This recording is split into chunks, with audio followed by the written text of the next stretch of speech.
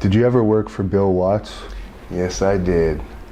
He was one of the hardest guys to work for. He demanded so much that I didn't agree with a lot of stuff that he would do. I mean, his territory was good, but I didn't agree with a lot of the way he ran things and just how he picked his people, you know.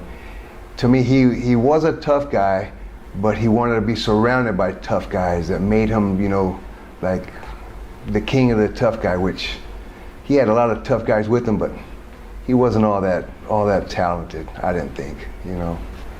Did you ever witness any of the backstage fights that happened in that territory because he was known for letting them go? No, I never saw any of there.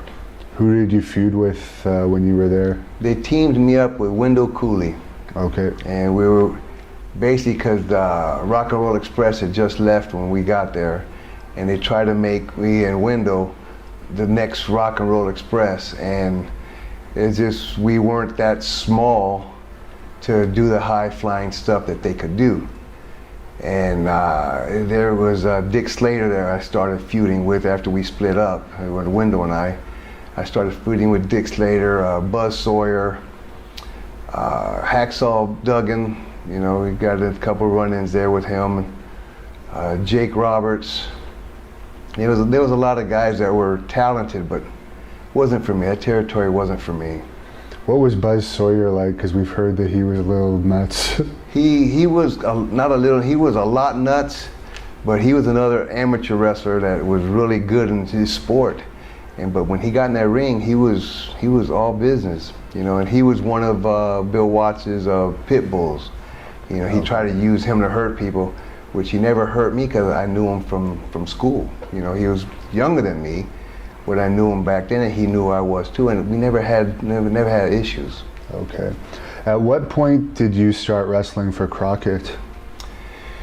When I left World Class, Gary and I went and, who was his name? I forgot this guy's name. Anyway, we went to World Class and started working out of World Class and went for the Crockett's, and Dusty was a booker. And, you know, Ric Flair was a champion, a world champion and everything. And there was a lot of, I didn't think I was gonna make it there. And man, I did. I underestimated myself, but I had the same ability that a lot of these guys did. I thought, wow, these guys are superstars. And man, I fit right in with them.